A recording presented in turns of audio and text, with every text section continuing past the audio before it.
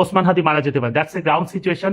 আমরা শত না চাইলেও আমরা তার জন্য কাঁদবো, সবকিছু করবো, কিন্তু শত না চাইলেও এটা বাস্তবতা, যে কোনো মুহূর্তে তিনি মারা যেতে পারেন। দেশপ্রেম প্রত্যেকটা শিরায় বসুরায় দেশের জন্য জীবন দেবে। এখন আবার মির্জা আব্বাসের বিপরীতে হাঁটাশনের দাঁড়াইছে শত্রু নাই। 24 ঘন্টা না পেরোতে আমাদের হাদি, যে আমাদের বিপ্লবের কথা বলে, যে আমাদের পুরো বাংলাদেশের কথা বলে, সেই হাদি আজকে।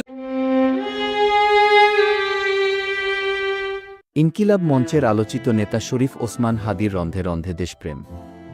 আমি আগে থেকেই জানতাম তার উপর এমন একটি গজব এসে পড়বে। এভাবেই কান্না করতে থাকেন তার পরিবারের লোকজন। এখন পর্যন্ত বাংলাদেশের রাজনীতিতে সবচেয়ে আলোচনায় এই বিষয়টি। ইতিমধ্যেই সামাজিক যোগাযোগ মাধ্যমে একটি খবর ছড়িয়ে পড়েছে। অনেকেই অনেক সূত্রমাফিক শরীফ ওসমান হাদির মৃত্যুর খবরটি প্রকাশ করছেন। এবার এই বিষয়ে সিঙ্গাপুর থেকে সর্বশেষ আপডেট জানিয়েছেন ওসমান হাদিকে চিকিৎসা করা ডাক্তার। ওসমান হাদি মারা যেতে পারে। That's a ground situation.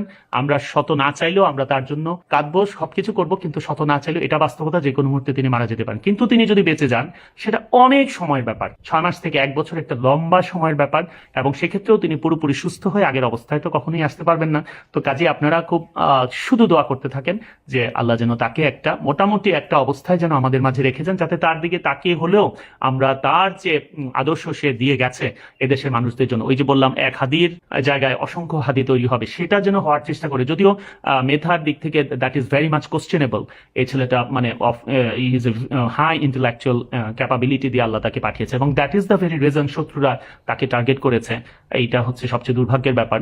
আর ওসমান হাদি কিন্তু বলে গেছে যে আমি যদি মারা যাই, আমার যাদের কারণে আমার মৃত্যু হলো তাদের শাস্তির ব্যবস্থাটা করতে পারে। সরকারকে আমি বলছি যে টেক প্রপার মেজার্স, এবং very unfortunately and horribly you are failing. আপনারা চেষ্টা করেন এদেরকে ধরার জন্য, এবং দৃষ্টান্তমূলক শাস্তির ব্যবস্থা করতে হবে অ্যাজ আর্লি অ্যাজ পসিবল, খুব দ্রুততম সময়ের মধ্যেই। আমি ডাক্তারদের বলবো যে be very specific with whatever else you just want to say. There is always miracle, but that's the percentage is very low. A reality is a reality. Rare সিচুয়েশনে কেউ যদি ইয়ে হয়, সরি একটা কল এসেছিল। Rare সিচুয়েশনে কেউ যদি কি বলছিলাম, রেয়ার সিচুয়েশনে কেউ যদি বেঁচে যায়, সেটা একটা রিয়ালিটি, সেটা বলতে হবে। বলে না যে exceptions can never be example.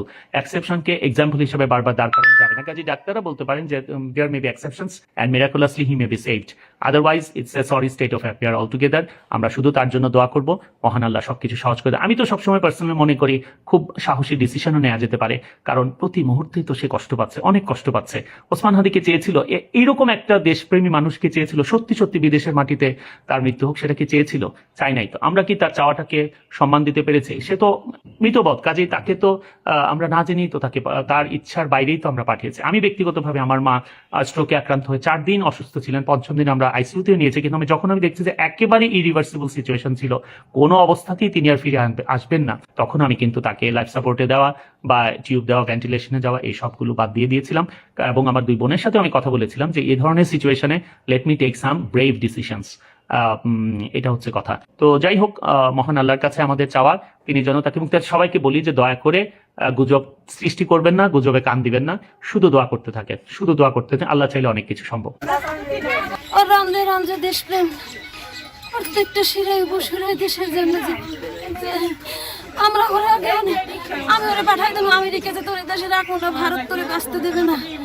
ভারতের আছে হাজার হাজার এখন আবার মির্জা আব্বাসের বিপরীতে হাঁটাশনের দাঁড়াইছে শত্রু নাই। ওরে বাবা, শত্রুর অভাব নাই। একদিকে ভারতীয়রা, একদিকে আওয়ামী লীগ, একদিকে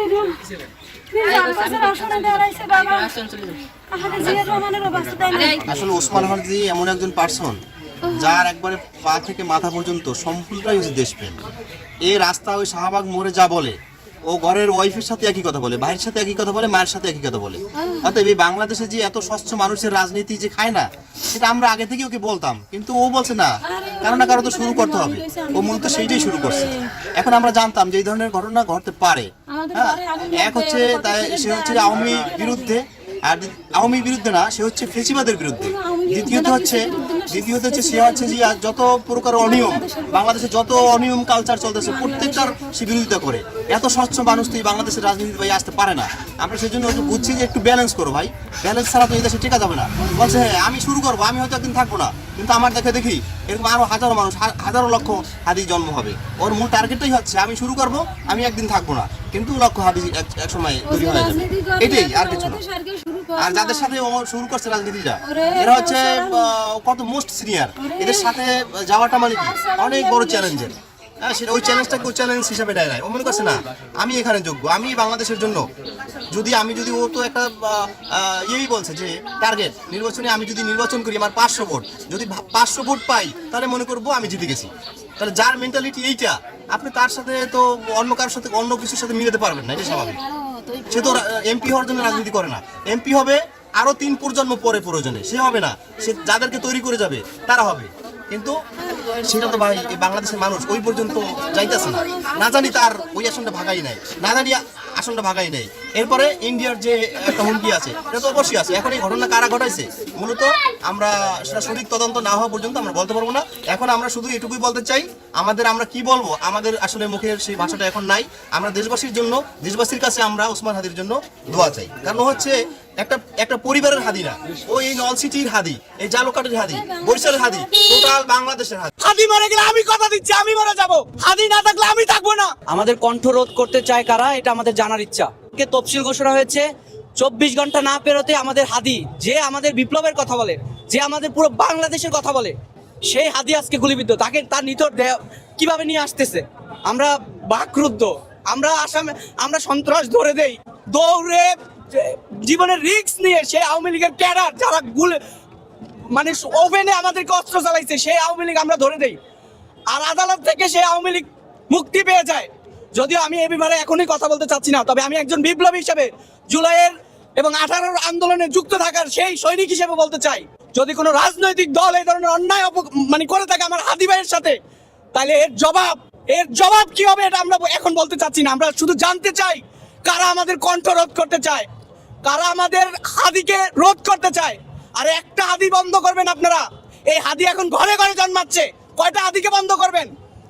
আমরা এখনো বলতে চাই, যেই আদালত থেকে এই খুনি স্বৈরাচারের দোষরা জামিন পেয়ে যায়, ফেসবুকে এসে লাইভে এসে আমাদেরকে বলে তোদের কল্লা দিয়ে আমরা ফুটবল খেলবো, সেই দোষরাই আমার হাদি ভাইকে খুন করতে চায়। তো প্রিয় দর্শক, সকলের দোয়াই কি শরীফ ওসমান হাদি বেঁচে ফিরবেন? আজকের এই ভিডিওতে হাদিকে চিকিৎসা করা ডাক্তারের এমন বক্তব্য শুনে আপনাদের কি মনে হয়? হাদি কি বেঁচে ফিরবেন আমাদের মাঝে? এই বিষয়টি নিয়ে আপনাদের কি মতামত তা অবশ্যই আমাদের কমেন্ট করে কমেন্ট বক্সে জানাতে বলবেন না। আজকের মতো এখানে বিদায় নিচ্ছি, দেখা হচ্ছে পরবর্তী কোনো একটি ভিডিওতে। ভালো থাকবেন সবাই, ধন্যবাদ সবাইকে।